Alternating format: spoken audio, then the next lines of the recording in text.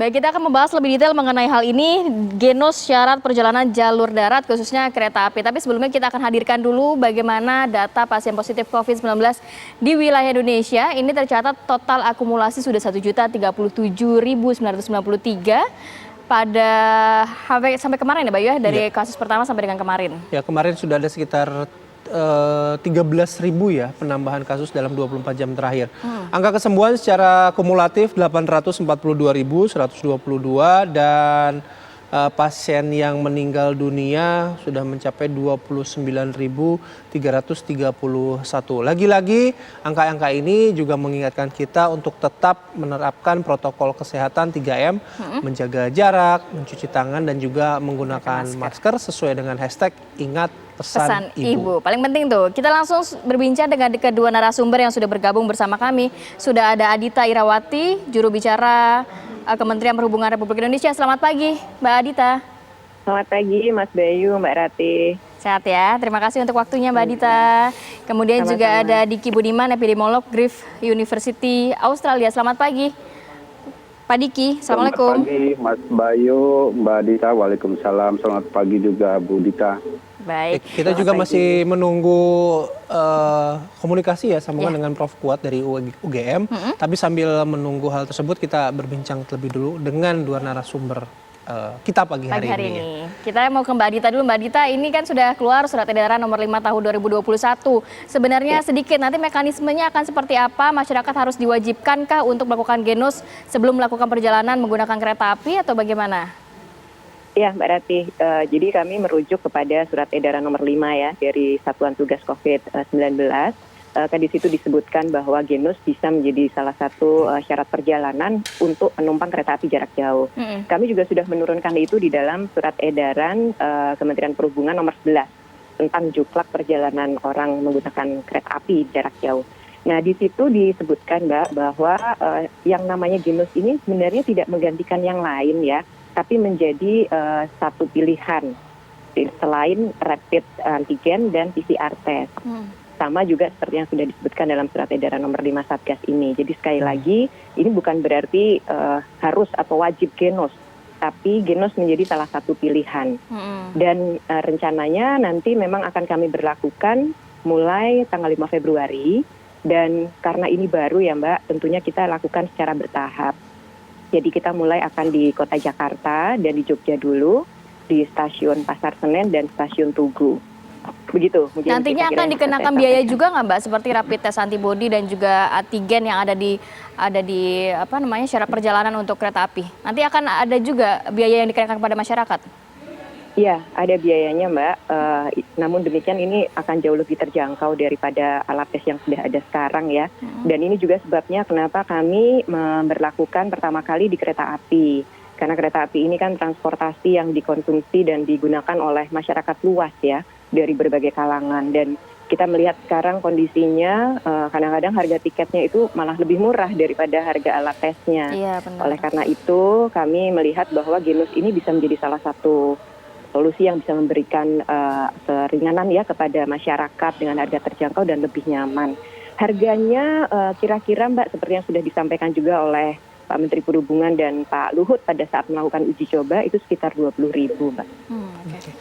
Nah, Mbak ini kan pertama tadi ya Mbak Adita menyebutkan ini pertama untuk kereta api. Artinya dalam kajiannya Kemenhub gitu dalam hal ini juga akan digunakan mungkin nanti untuk transportasi laut dan juga udara.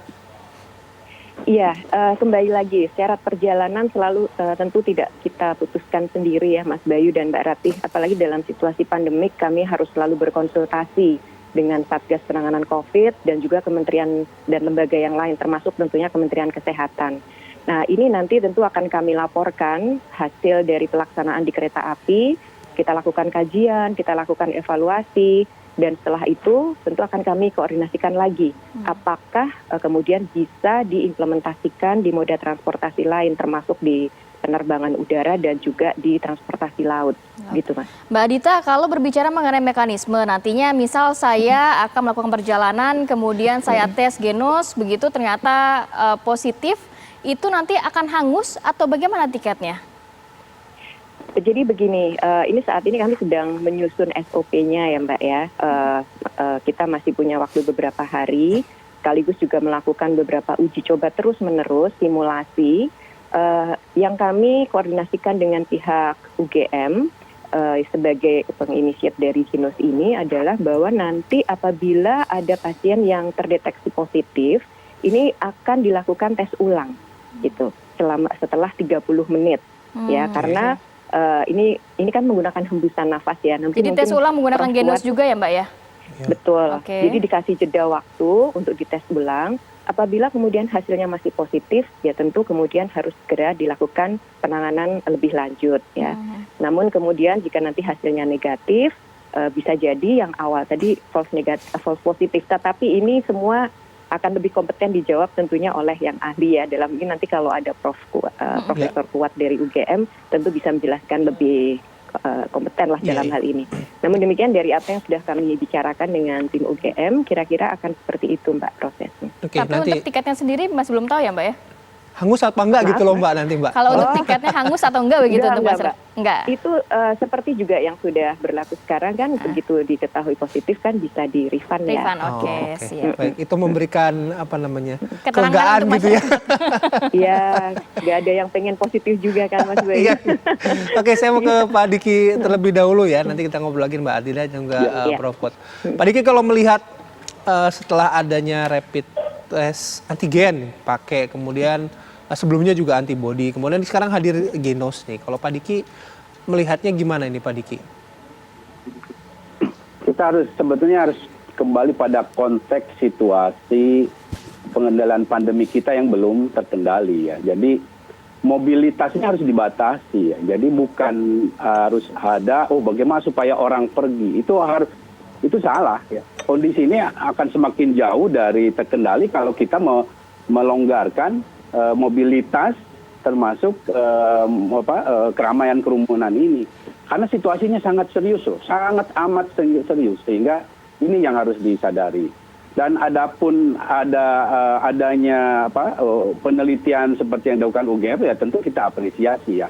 Tapi harus diingat ya, sejak 1954 tes melalui nafas ini digunakan untuk alkohol ya, memang berkembang ya. Dengan kaitan pandemi COVID ini sendiri pun, seperti yang beberapa waktu lalu saya sampaikan di TV One, itu Maret 2020 Amerika itu sudah ada risetnya di Amerika. Bahkan saat ini sudah di 5 benua riset tentang tes nafas COVID-19 ini sejak 2020. Tapi sampai saat ini belum ada satupun yang publish di paper dengan dengan data yang cukup argumen yang kuat untuk dijadikan sebagai screening awal. Dan belum ada juga yang mengeluarkan emergency use authorization. Meskipun di negara maju itu sudah jauh lebih dulu dari kita ya. Dan ini bukan hal yang baru. Nah, itu sebabnya kehati-hatian sangat harus dijunjung tinggi, terutama karena kita ini mau mengendalikan pandemi ini supaya orang-orang yang mobile ini pun betul-betul risiko membawa virusnya kecil. Nah, kalau bicara Genos untuk digunakan sebagai screening awal ya, katakanlah ini untuk stasiun kereta api, ya risetnya sendiri tuh berbasis di rumah sakit, klinik ya. Bukan ditujukan desain risetnya untuk screening di populasi umum. Nah, ini tentu datanya tidak memadai untuk dijadikan argumentasi bahwa Genos ini untuk screening. Karena peruntukan desainnya belum memenuhi ya, secara ilmiah argumentasi untuk dijadikan sebagai screening. Jadi akan banyak bias dan false positif atau negatifnya bisa sangat besar. Dan itu tentu berbahaya ya, karena tujuan kita kan supaya orang yang pergi ini tidak bawa virus. Nah, ini yang belum bisa dijawab. Dan jadi sebenarnya untuk screening awal pun nggak tepat ya menurut Pak Diki ya? Walaupun untuk screening awal saja belum tepat? Saat ini belum. Saat ini belum memadai ya. Bahwa ada potensi riset untuk dengan tes nafas ini, ya saya setuju. Di paper itu banyak potensi, tapi dalam aplikasi secara teknis operasional itu perjalanan panjang ya. Dan ini bukan hanya untuk COVID-19 ini, bahkan untuk pandemi flu sekalipun itu sudah ada, termasuk untuk influenza sampai saat ini pun belum dihasilkan. Jadi karena ini nanti ada banyak faktor juga yang akan berpengaruh, Mas Bayu dan Mbak Ratu. Pak Diki, Mbak Adita, kita jeda dulu. Nanti juga kami mungkin ke Pak Diki ya, nanti perbedaannya ketika populasi yang tadi Pak Diki sampaikan dalam research itu di rumah sakit dan juga di tempat umum. Kenapa bisa berbeda menurut Pak Diki dan itu tidak efektif? Nanti bisa dijawab ya Pak Diki ya. Sesaat lagi di Apa Kabar Indonesia Pagi.